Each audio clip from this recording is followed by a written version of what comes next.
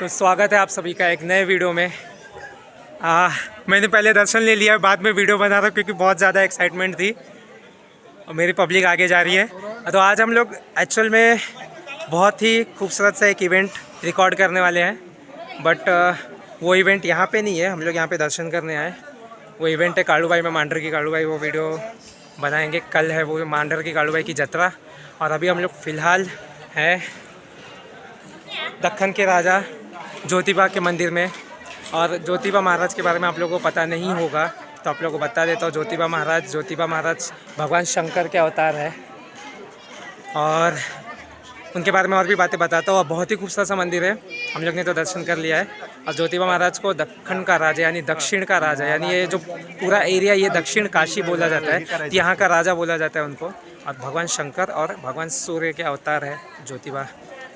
तो और भी बातें बताएंगे उनके बारे में, मैं दर्शन कर लेता हूँ। यहाँ पे बैक साइड में शनिदेव का भी मंदिर है और यहाँ पे प्रथम दर्शन होते हैं। यहाँ सीढ़ियों से उतरेंगे, ये सीढ़ियाँ है, यहाँ से उतरेंगे तो सीढ़ियों से उतर के प्रथम दर्शन होते हैं काल भैरव। यहाँ पे काल भैरव नाथ का मंदिर है, काल भैरव नाथ के। दोस्तों आज हम लोग दक्खन के राजा यानी दक्षिण के राजा श्री ज्योतिबा महाराज यानी ज्योतिर्लिंग महाराज के दर्शन करने वाले हैं। जिन्हें ज्योतिर्लिंग महाराज कौन है यानी ज्योतिबा महाराज कौन है ये नहीं पता, उन्हें बता देते हैं कि जिस प्रकार उत्तराखंड में केदारनाथ धाम है, उसी प्रकार ये दक्षिण का केदारनाथ धाम है। ज्योतिबा महाराज स्वयंभू केदार हैं, श्री केदार महाराज ही हैं जिन्हें यहाँ पर ज्योतिर्लिंग बोला जाता है। ज्योतिर्लिंग से ही नाम पड़ा है ज्योतिबा महाराज। तो यहाँ के दक्खन के राजा भी हैं और वो स्वयंभू केदार है, यानी जो लोग भगवान के दर्शन करने उत्तराखंड केदारनाथ नहीं जा पाते वो यहाँ पे भी आके श्री केदारनाथ के दर्शन कर सकते हैं। श्री ज्योतिबा अथवा केदारेश्वर ये बद्री केदार के ही रूप है। ब्रह्मा विष्णु महेश और जमदग्नि ऋषि यानी इंद्र भी बोलते हैं कुछ लोग, इन सब का मिलकर एक जो तेजपुंज अवतार है वो है श्री ज्योतिबा केदारनाथ अवतार। ज्योतिबा नाम की उत्पत्ति ज्योत शब्द से होती है जो कि ज्योतिर्लिंग है। यहाँ पे दक्षिण काशी का केदार धाम है। ये जो पूरा एरिया है ये कोल्हापुर का एरिया, इसे दक्षिण काशी का एरिया भी कहा जाता है। यहाँ पे हमने पहले ही करवीर पीठ यानी कोल्हापुर महालक्ष्मी के दर्शन कर चुके हैं। तो ये एरिया ये स्थान सनातन धर्म के लिए बहुत ही महत्वपूर्ण स्थान है, क्योंकि यहाँ पे श्री आदिशक्ति महालक्ष्मी, श्री ज्योतिबा महाराज, श्री कात्यायनी देवी, नृसिंहवाड़ी, श्री क्षेत्र दत्तात्रेय मंदिर, ऐसे भी और भी बहुत सारे मंदिर हैं। इसलिए यह क्षेत्र हिंदू धर्म के अनुयायियों के लिए बहुत ही महत्वपूर्ण है। ज्योतिबा महाराज की मूर्ति काले पाषाण की है। भगवान चतुर्भुज है, उन्होंने हाथ में खड्ग, पान पात्र, डमरू व त्रिशूल लिया हुआ है। उनके बाजू में ही उनका वाहन शेष है। ज्योतिबा भगवान के शरीर रक्षक काल भैरव बाहर के बाजू में उनका मंदिर है और वहाँ पे ही एक ज्योत जलती है। मंदिर में घुसते ही सबसे पहले काल भैरव के ही दर्शन होते हैं और वह ज्योत के दर्शन होते हैं। सबसे पहले इनके ही दर्शन अनिवार्य हैं, फिर उसके बाद केदारनाथ महाराज के वाहन श्री नंदी महाराज के दर्शन होते हैं, वह प्रथम दर्शन कहलाता है। फिर जब हम अंदर जाते हैं तो सामने ही हमें केदारनाथ ज्योतिर्लिंग दिखाई देता है, द्वितीय दर्शन उनके होते हैं। फिर उनके बाजू में चोपड़ाई देवी है, तृतीय दर्शन हमें चोपड़ाई देवी के होते हैं। चतुर्थ दर्शन हमें ज्योतिबा महाराज के होते हैं। ज्योतिबा महाराज की मूर्ति इतनी सुंदर है कि हम उन्हें देखते ही मंत्रमुग्ध हो जाते हैं। ज्योतिबा इस शब्द की उत्पत्ति ज्योत शब्द से हुई है। वायु, अग्नि, पानी, आकाश, पृथ्वी, इन पंच महाभूतों की जो तेज शक्ति है वही तेज शक्ति श्री ज्योतिबा महाराज है। ज्योतिबा महाराज के जन्म से जुड़ी एक कथा है, वह मैं आप सभी को सुनाता हूँ। पौगंड ऋषि के वंश में उनके वंशावली को बढ़ाने वाला कोई भी नहीं था, तो उन्होंने श्री बद्रीनाथ की तपस्या की। फिर भगवान बद्रीनाथ उनकी तपस्या से खुश होकर ऋषि व उनकी पत्नी विमलाबुजा इनके पेट से जन्म लेने का वचन दिया। चैत्र शुद्ध षष्ठी के शुभ मुहूर्त पे 8 वर्ष के बालक मूर्ति के रूप में बद्रीनाथ ने ऋषि दाम्पत्य के आगे अवतार लिया। बाल मूर्ति बद्रीनाथ ये प्राण ज्योति है, इसीलिए इनका नाम पड़ा ज्योतिबा। ऋषि और उनकी पत्नी को लगता था कि हमारा पुत्र जग का पालन करता और गरीबों का कैवारी ऐसा हो। इस आशा से वह दोनों हर रोज भगवान की पूजा किया करते थे। इस वजह से उनके सम्मुख केदारनाथ की प्राण ज्योति प्रकट हुई। वो प्राण ज्योति ही ज्योतिबा यानी भगवान ज्योतिबा श्री विष्णु और श्री केदार के अवतार है और ब्रह्मा विष्णु महेश इन त्रिदेवों के भी अवतार है। और ब्रह्मा विष्णु महेश इंद्र और प्रजापति इन सभी के शक्ति स्वरूप अवतार है।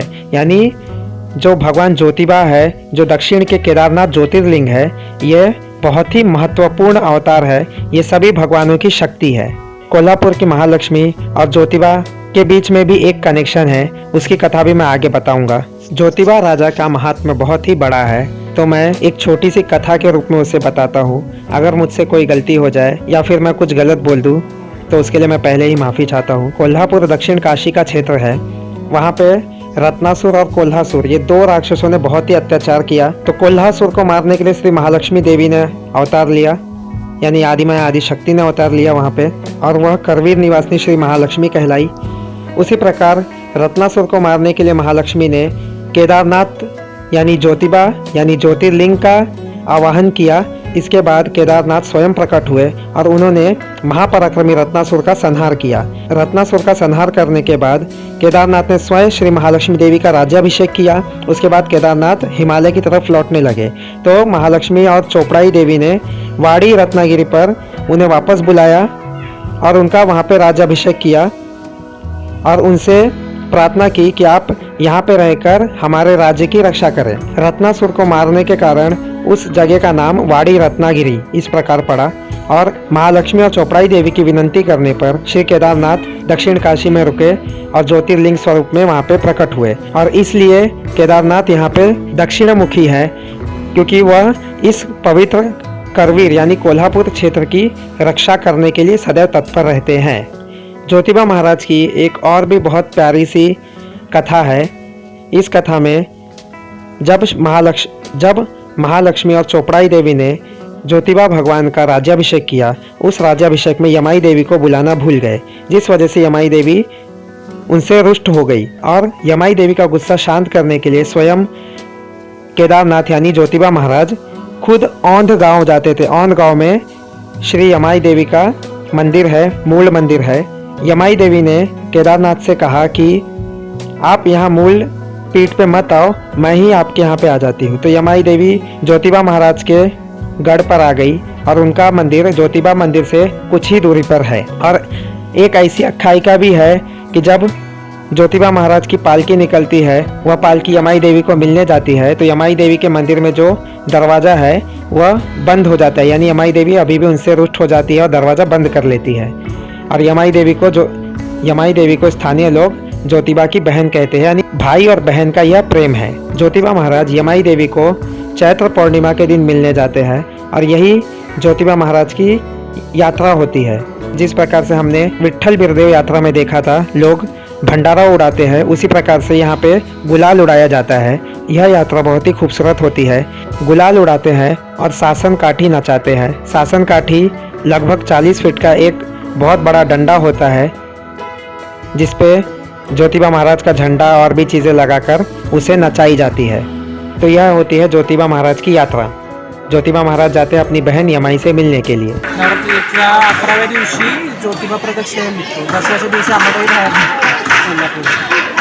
जेव्हा आंबाबाई आतमध्ये प्रदक्षिणा घालून आतमध्ये जाते कोल्हापूरच्या मंदिरात, लगेच तिकडून घंटानाद होतो, मैत्री ऐकायला येतो घंटानाद, मग लगेच तिकडून तो वाजतो, ज्योतिबा जत्रा चालू होते 11व्या दिवशी नवरात्रीच्या 11व्या दिवशी असाच अवतार ना, ब्रह्मा विष्णू महेश इंद्र 4 जणांचा अंश हा ज्योतिबा। राक्षसाला मारायचं होतं म्हणून महादेवाचा अंश म्हणून वरदान होतं महादेवाचा अंश।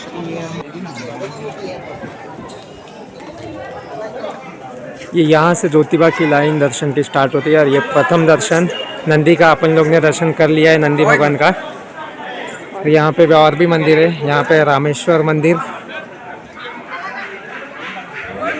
ये हमारी अत्तू है, हमारी बड़ी सबसे बड़ी गुरु माता। तो हमारे ज्योतिबा के बारे में थोड़ी सी जानकारी देंगी, भगवान के बारे में। अत्तू, ज्योतिबा के बारे में हिंदी में बताना, हमारे ऑडियंस हिंदी में, तो हिंदी में बताना। ज्योतिर्लिंग है 12 लिंगों में एक लिंग है। ज्योतिर्लिंग स्वयंभू है और हजारों सालों से ये मंदिर है। रत्नासुर राक्षसाला मारण्यासाठी ज्योतिबाने अवतार घेतलेला आहे धरतीवर। त्यांची बहीण यमाई ती ज्योतिर्लिंगापासून एक 10 मिनिटाच्या अंतरावर आहे। आणि ज्योतिबा देव कुणाचा अवतार आहे? महादेवाचा, महादेवाचा, शिवशंकराचा। ओके, ये थी हमारी अत्तू ने ज्योतिबा आणि भगवान के बारे में महिन्यात यांची यात्रा निघते चैत्र में ज्योतिबा ज्योतिबाच्या नावाने ज्योतिबाच्या नावाने सांग भले.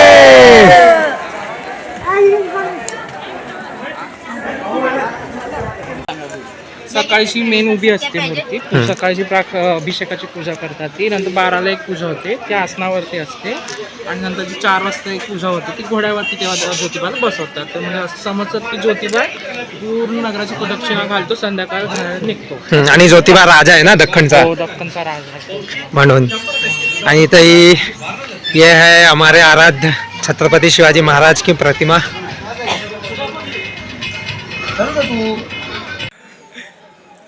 तो भाई लोग ये सब गुलाबी गुलाबी दिखता रहेगा. जैसा अपन विट्ठल बिरदेव में गए थे तो वहाँ पे कैसा हल्दी हल्दी था, और जेजुरी में भी हल्दी हल्दी होता है.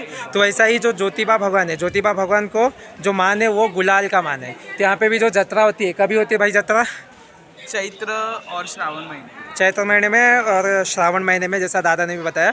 तो पूरा का पूरा ये जो एरिया है, ज्योतिबा का डोंगर है, पहाड़ के ऊपर है ज्योतिबा का मंदिर, तो पूरा का पूरा एरिया जो वो गुलाल में भर जाता है. बहुत ही खूबसूरत, जैसा हल्दी में दिख रहा था विट्ठल बिरदेव का, वैसा. धूप बहुत तेज़ लग रही है यार. तो अपन मेन कालूबाई की जत्रा कवर करने आए. तो ऐसा यात्रा में फर्स्ट अपन आए थे कोल्हापुर, और कोल्हापुर में पहला दर्शन लिए ज्योतिबा का, और ज्योतिबा के बाद अपन जाने वाले कोल्हापुर महालक्ष्मी.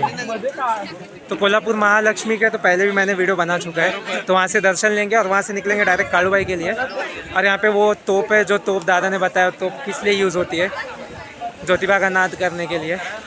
तो ये है ज्योतिबा का मंदिर, और ज्योतिबा के दर्शन तो बहुत अच्छे से हो गए हैं. हिस्ट्री भी अपन ने जान ली है ज्योतिबा की. तो एक बार बोलते हैं ज्योतिबाचं नाव चांग भले, और अपनी आगे की यात्रा को कंटिन्यू करते हैं.